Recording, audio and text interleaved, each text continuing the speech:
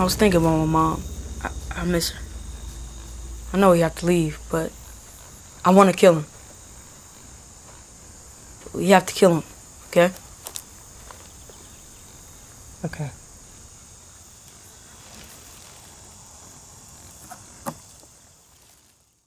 Boom, there you go. That was the teaser for Landlord. Learn more about the film at on Instagram at Landlord Film Official, as well as landlordfilm.com. I'm Kuya P. This is Nerds Rule the World. Joining me to talk all things Landlord, making his feature film debut, I have writer, director, producer, Remington Smith. Thank you so much for your time today, sir. How are you today? I'm good. Just got back from a bike ride, so I'm all fresh and ready. Hey, you got to get the stimulation going. Yeah. I love it. Congrats, man. And congrats on this film. You just had your premiere at Grimfest over in the UK. Yep. That's awesome. And as of this recording, you're getting ready to have your North American premiere at the Nightmares Film Festival, a proper film for the occasion. What's the vibes right now? What's the energy from creative to creative? I know it takes a lot of work. It takes a village, and time to get these projects out here. What's the energy now that you can? It's done, and now you're just telling everybody about it, and you're spreading the word. Right now, it's just kind of nice to prove to people that we actually did this thing. Like, you just spend so many years saying, yeah, I'm like writing the script. Yeah, I'm raising the money. Yeah, we shot this thing. And yeah, I promise I'm editing it. And then I promise that we're sending it to festivals. And here we are. So it's exciting. After Grimfest, the festival has you come out and sign posters. And it was surreal to look at photos afterwards and be like, oh, these are like the first fans of the movie that I'm getting to talk with. And that made it feel real all of a sudden, where it's like, oh, now here's the beginning of our audience. And so it's kind of surreal when you have been living with something for so long, and especially when you're the director and the writer and the producer and then the editor. You have spent a lot of long nights with it, and now you unleash it and see, what do people think of your kind of weird nightmares and dreams. So yeah, it's been great. Congratulations. I love that for you, man. As again, creative to creative, man, it we suffer for our art. We put a lot of work into that art. So when you can finally release it, it's just yeah, it's it's stress relief. It's an awe. It's showing that, I am doing something out here, like you said. So congratulations on this whole journey. It's And the hopefully, ultimate yeah. it's just the ultimate crucible and delayed gratification. Like, there aren't many other art forms that take this long to make. I mean, unless you're like an architect or something like that, where you have such a long lead time from conception to completion. So yeah, it's crazy. Yeah. Well, you passed this first hurdle. Now it's an addiction. I'll tell you that, for as long Yeah. as I've been in this game. And I'm sure you probably know as well. But yeah, it's a lot of fun. So let's go back to you wearing multiple hats: writer, director, producer, editor. As you said, with this film. Tell me how it all started and why you decided to hold on to so many hats instead of spreading it around. Maybe when did this idea come to mind? And then the genesis of building out this project. Yeah, so I had made several shorts by the time I had come up with this, and I was feeling confident that, okay, I think I'm ready to move up to doing a feature-length film. And so I'd done a lot of horror pieces. I'd done some comedy stuff with friends when I was just starting out. And so it was time, it felt like, to figure out the muscle of fundraising to do a feature. And then I had an idea that I felt like could sustain 90 minutes, because you don't want to just do a short and then spread it out. So all the way back in 2014 is where I found like the first Microsoft Word doc of just some ideas. And then just continuing to refine and work on the script from about 2014 to 2019, while making new shorts, while still learning new things about production, while developing a kind of proposal package where we shot like a visual test of the film. So like a minute of some highlight and juicy stuff to pitch to people. And just still living and learning new things that then you funnel that into the project when we finally shot in the summer of 2023. And part of its inception is just deeply personal, based on growing up with horror movies and loving horror movies, and my dad introducing me to a movie called The Monster Squad. and a love of special effects, and then kids taking on monsters. And then also like growing up, moving around all across the country, living in bad apartment complexes. There was an interlude in Jasper, Alabama, and getting kind of, I jokingly say, a sample platter of American poverty. And so that's where this movie collides as a film about a vampire landlord. I just hadn't seen a vampire film approached in this way before, because if a vampire owns your housing, then they don't need an invitation to come in, right? They own it, so they can come and go like a private chicken coop. So when I thought of that in like 2013 and 2014, it just seemed like a really easy metaphor, landlords preying on people financially and then bodily, that I also thought an audience would respond to, because I feel like most Americans, most people have probably had a bad landlord, and so they'd be into seeing some people fight a bloodsucker landlord. So yeah. Yeah, I live in DC, so I'm a very intertwined with politics and just classism, and as a person of color, racism, just all of these different things. There's layers in this that I really appreciated that you imbued in this feature. Can you tell me about that and why you wanted to put that into this script as well, beyond just growing up on Monster Squad as well? Yeah, so I kind of see this as an extension of my documentary work that I've been doing, because coming from, as a free lunch kid, like those kinds of experiences, and like once I turned 18, I didn't have any health insurance. I didn't have, I had to figure out my own car insurance and these kinds of things that I think some people who just come up middle class, they just don't know what that is like for kids coming up from poverty. And so from that jumping off point, then I just feel like my job then as a filmmaker is just to keep listening to people and see like where our struggles similar. And then with what little power I have as an independent filmmaker, like from the shorts and the short docs I was making, and now moving into features, and then the occasional long form documentary I've done, it's like whatever I can do to chip in. Like I would love it if one of our works were to change the world, but at the very least, like, can we, as they say in Death to Smoochie, it's a little corny, but I like it. It's like, can you put a dent in it? Like, can you just add a little bit? And so for whatever it's worth, like I wanted to make this movie to represent kids like myself who grew in apartment complexes like this, that wouldn't see themselves on screen. When I was conceptualizing the idea back in 2014, this is before Get Out. So when I looked at my, horror movie collection, there's still quite a lot that was still predominantly white. You had the occasional black lead or minority lead, but it was still not common. So I was like, what's the harm in writing for more black leads? So it's the filmography, as people write about history and race in horror. It's not just Dwayne Jones in Night of the Living Dead. It's not just Naomi Harris in 28 Days Later, and then Jada Pinkett in Tales from the Crypt. Like, how do you open that world up? Because part of it is like, I know what it's like when you're not invited to the club. Like, I was always the new kid, and then when I was in Alabama, I was the Yankee, I was the Northerner.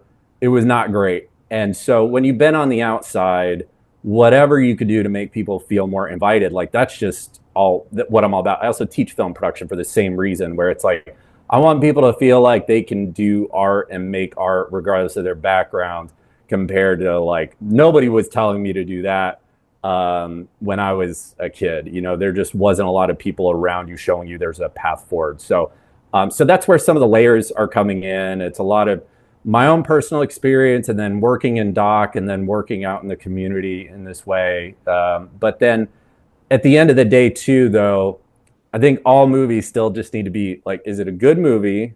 And then after that, is there something to chew on afterwards? Because I think I've tried to avoid being really didactic or beating you over the head with LandLord, with my documentary work, so that you can engage with it as a story first, and then hopefully in the lobby, you all will have those kinds of conversations with each other. Whereas like, oh, it's really interesting. Like, they don't outwardly talk about race, they don't outwardly talk about class, but it's just baked into this because it's a visual medium. So you just get to show it. You don't have to say it. And then from that, you're going to get some of the weird tension from that. And that's what I found doing a documentary about the Kentucky Derby and the weird social class dynamic there between people working and then people reveling. And it's the same thing that you saw in the original Night of the Living Dead.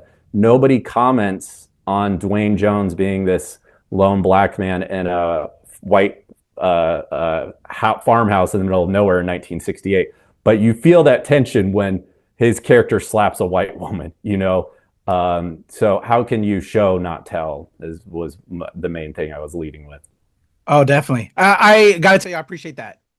I feel the same in everything you said in my work as well. But to know that that's a, you know, an objective in your work is appreciated. And I love that. And the fact that you recognize that there's also kind of like this missing piece, you know, in regards to certain elements of representation, that you put that in there and you kind of just do it without saying anything, and you know, just you let it live. And I recognize it and I appreciate it because it caught my eye when this first came to me. I was like, oh, okay, because to be honest, the bounty hunter part, as much as I, you know, dealing with Hollywood, they would have put some name actor in that role than giving it to Adama, who you debut, I think, also in this film as a rising actor in this. So with that, let me transition there. Can you tell me about putting this cast together and putting her in that role, and you know, and your crew as well, because it takes a village. So shout out to everybody on your whole team. Totally. And so with that, one of the first jumping off points was I was lucky enough, a friend of mine invited me to direct a 48-hour film when I first moved back to Louisville. And through that, I met this wonderful actor, Abby Van Andel, who had way more experience with casting and and working with actors. And so when it came time to find actors for this feature, I just leaned on her to the point where she became our casting director and co-producer. So she helped us find a lot of local talent, which included Adama, where we just, you know, we both live and work and like to stay in Louisville, Kentucky. It's like medium-sized city, not too big, not too small. And we just got so lucky. In the tape, I knew that it was right for the character, and then it's just a question of can we roll together for a feature-length movie when it's night shoots and special effects. Like it's gonna be an adventure, but it's also gonna be hard work. And so what I've been telling people is, you know, the follow-up then was, hey, let's just go on a long walk. Like let's go to the Iroquois Park. It has this hike up to the overlook of the city, and I was just like, this is a good way to just get to know each other one-on-one. And it just so happened, she has this kind of no nonsense but personable demeanor that was similar to the bounty hunter that I also I feel like find with myself, where it's like if you're trying to achieve something, you're going to have a little bit of that type A focus and energy, but still a kindness that I think is really important.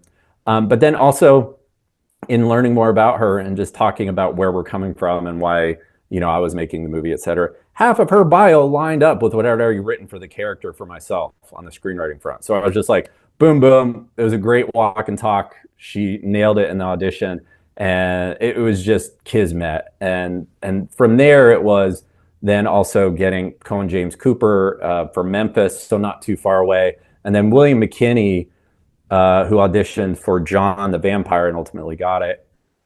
He was, when I was watching his tape, my wife was over my shoulder, and he made us both jump.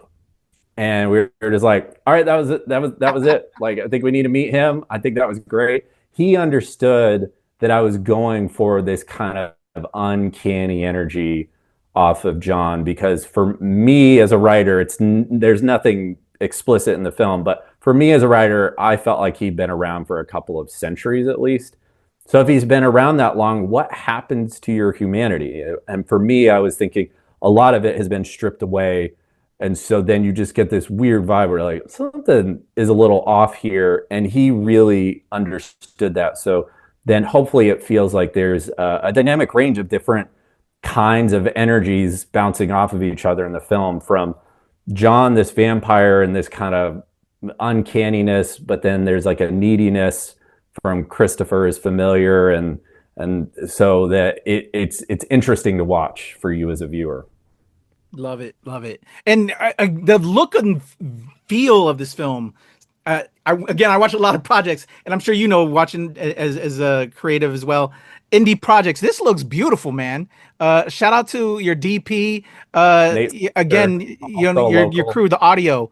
It looks great.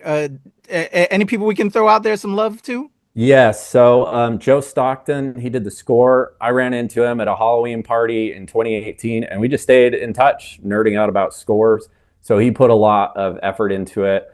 Madeline Shea did all of our practical special effects and then had to double as our key makeup person because a $20 million movie swooped in and took all the makeup people. But she was a University of Cincinnati recent graduate who had just taught herself how to do these crazy things that I had only seen in special effects behind the scenes features.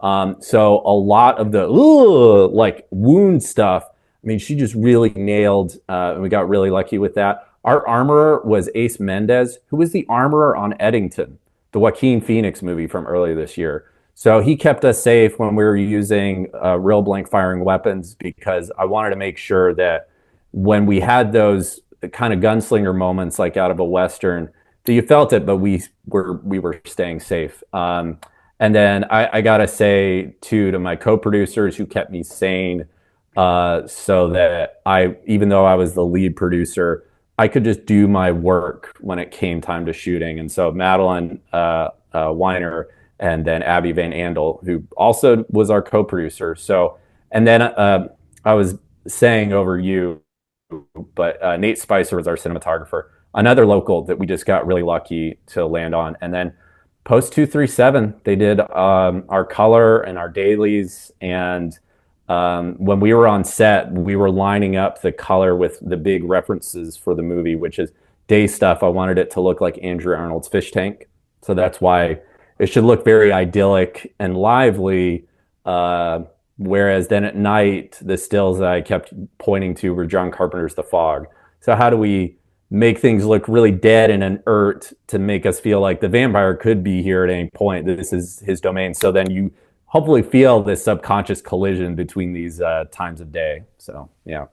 Awesome. I love that. I love like those little anecdotes that people don't know. Like there's certain vibes that, you know, if you're not tracking, that's just, it sets the mood with what you're trying to tell with your story. Again, shout out to everybody on the cast and crew, our entire set family. I love that. I always like to give respects to everybody because they make us look good, don't they, Remington? I mean, I hired a lot of former students to work for me and paid them.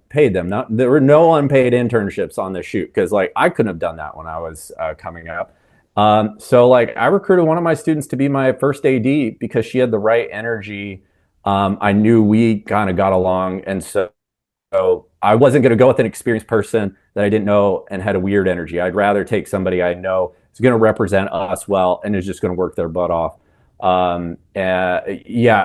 Like the apartment complex, we had 3 weeks in a real functioning apartment complex, 4 buildings, and they just let us run amok like it was our own back lot for a pittance. And there's no way we could have done that if we were shooting this in LA or New York. So there was a lot of that spirit throughout the whole project, affirming what inspired me to make movies in the first place, seeing like Romero talk about making movies in Pittsburgh and Robert Rodriguez, Rebel Without a Crew, talking about making El Mariachi on like nothing but a lot of creativity and the kindness of strangers. We really did that. We proved that philosophy actually works. So I love that. And the fact you're mentioning Romero and Rodriguez, and I'll throw in there Kevin Smith, all 3 of those guys are like, I think we're probably around the same age, were the guys that inspired me to become a filmmaker. So I love that you mentioned those guys. You're touring, you're as of this recording, getting ready to premiere at Nightmares Film Festival. And again, people can learn more at landlordfilm.com. What is our future plans distribution wise? And again, you're promoting this right now and you're doing these festivals. But what can people expect, and how, beyond following you there, how they can check you out with this project and what you have coming up on the docket next? Because like I said, it's an addiction, Remington. I think you already know that. Yeah, I mean, I remember the first short screening I did at the movie theater that I ran for a few years when I was in college. And seeing that audience reaction in real time, I was like, oh, I'm hooked. Like, this is it. And so In terms of next screenings, we're working on our Louisville premiere, which will be coming up in November. And we just got word from another festival, so we may be hitting up the West Coast. I can't divulge yet, in December. And the other piece of it is last year we were at Frontiers as part of the Buyer Showcase program at Cannes.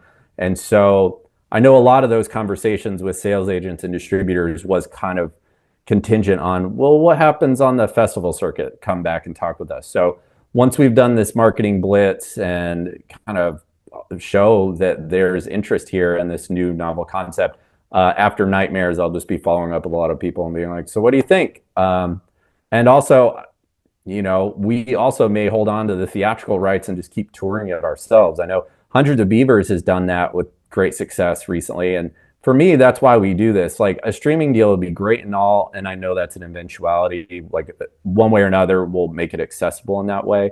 But for the time being, like, I haven't even shown this movie to my investors via a link because I want to make sure I've given them as many opportunities to see this in a movie theater first. Yeah. Because when Joe and I were working on the score, for instance, like, we were testing the final score in a movie theater to make sure that when you heard the score kick in, you felt it in your chest. I want to make sure that we've given people as many opportunities to see it in a theater first before then going to streaming. So if folks just follow our Instagram, LandLord Film Official, or the website, landlordfilm.com, we'll be posting updates about that kind of distribution venue. And then also, I mean, if you're an audience member or a theater owner that wants to screen us, like, shoot us an email and hit us up on those platforms. So I love that. I love that business mindset that you got, because this industry can eat us alive, sir. And I think you know that. So I love that you have that in mind. And you're right. Hundreds of Beavers last year. Woo! And it blew me away. Well, and part of it is like, how do you make it fun for yourself, and how do you keep the ball moving without just waiting on somebody else? Back to what you were saying about wearing a lot of hats, part of it is the only reason maybe sometimes people are doing a project is because of you. And the only way that you can get something off the ground, if you aren't coming from the coast and you're not coming from a huge Hollywood network, is just, you got to do it yourself. So if you come up with a story idea, well, then you're the one who has to write it. And if I had a very specific idea of why I was shooting something for the edit, I've edited all my own films since the beginning, like Windows Movie Maker in 2007. So you learn by doing.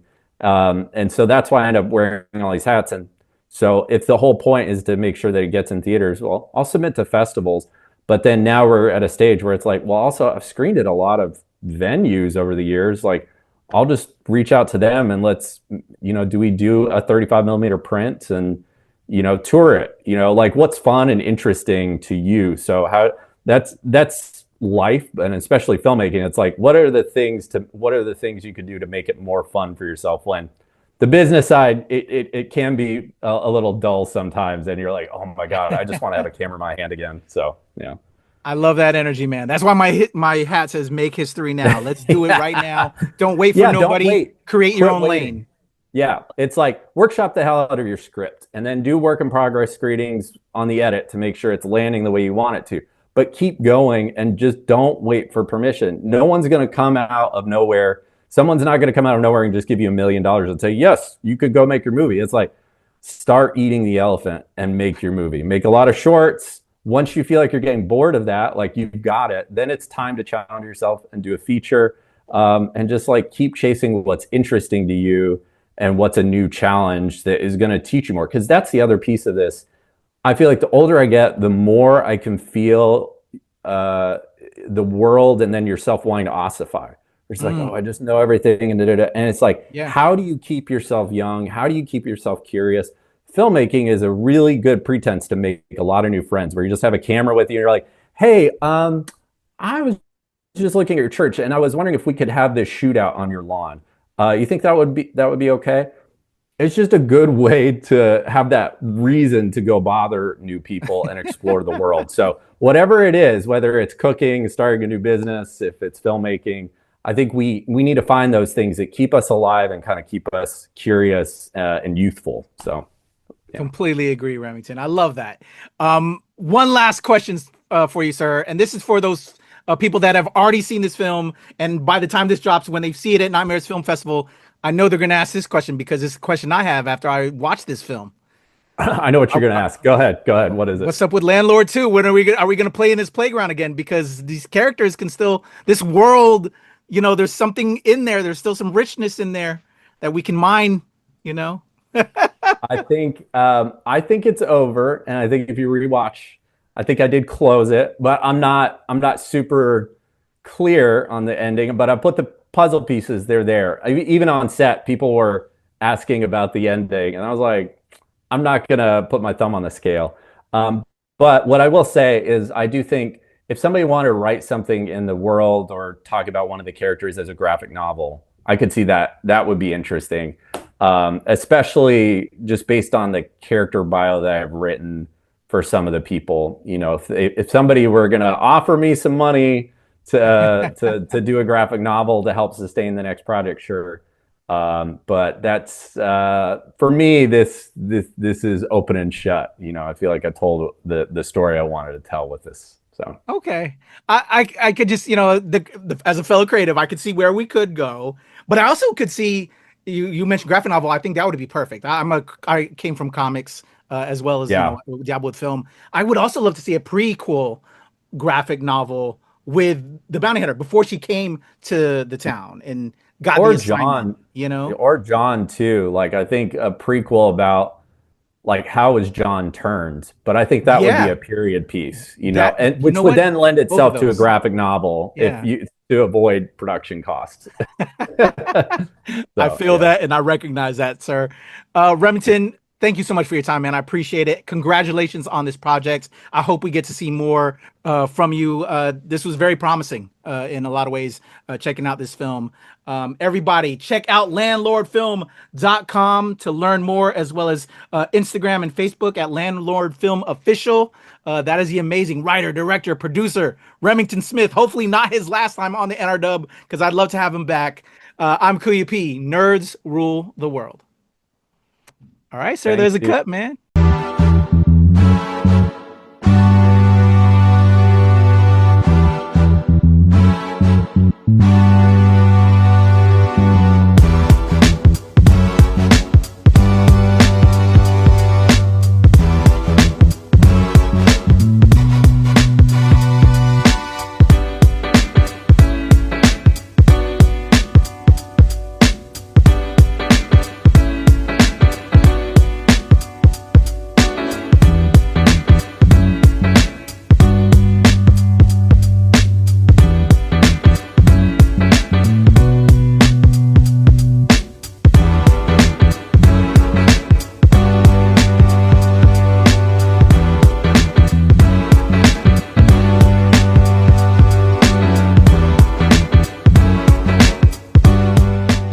Nerds rule the world. Pleasure chatting with you. Love to all my nerds who rule the world. Yeah. Nerds rule the world. Yes, we do. Thanks. Nerds rule the world. Thank you. I love the nerds ruling the world, so more power to you. Patrick, what up, man? And yes, they do. Nerds rule the world, kid. Yes, you know sir. Thank you. Awesome. Kuya P, nerds rule the world. Hello. Yes, they do. Yes. Oh, Nerds rule the world. I got. It's in the title of your show, like Nerds Rule the World. Like, I want more Black weirdos on screen, and I don't feel like we ever get to see that very much. Thank you so much. Nerds do rule the world. Yes. Thank you. They're nice to meet you. Nerds do rule the world. We do. We're phenomenal, aren't we? Thank you, Nerds rule. Love it. Hello, Sarah. Hello, Julian. Yes. Rock on. I love it. Thank you so much. It's good to see you. I love Nerds Rule the World. But yeah, there's a heavy nerd component, man. Yeah. And at the end of the day, if you ask me, nerds rule the world. So Absolutely. And you're right, nerds do rule the world. We're just the best. Yes. Yes. Nerds do rule the world. I agree. We do. I agree. We're awesome, aren't we? Thank you, ladies. Nerds so much. Yes. Thank you, guys. Bye. And nerds really do rule the world. Thank you, sir. It's your boy Kuya P, Nerds Rule the World. Thank you so much, guys. I appreciate you. They rule the world all right. Yes. Take care, Tony. Thank you, guys. Well, I was good until I saw that this is Nerds Rule the World. So are we talking about like everybody you interview is a nerd, right? Oh, it's a legal requirement. It is. It's a legal requirement. Yeah. Or are you, or the second you popped on screen, I was like, wait, are you supposed to be the queen nerd then? I hope so. My handle is Heather is a nerd, so I am a professional at least. Okay. But then you enter that whole question of like, well, if you're calling yourself a nerd, are you really a nerd? True nerd, would they call them? I don't know. I'm going to start going cross-eyed. Going to psychoanalyze this a little bit. Yeah. Boom. I'm going to do a 3, 2, 1 in just a second. Just for your own edification, we're going to be coming off of the trailer. I'll introduce myself, introduce you, and we'll talk all about how this film came together. Okay. Wonderful. All right, let's rock and roll. Oh, let me get this ready right here. Okay. In a 1, 2, 3.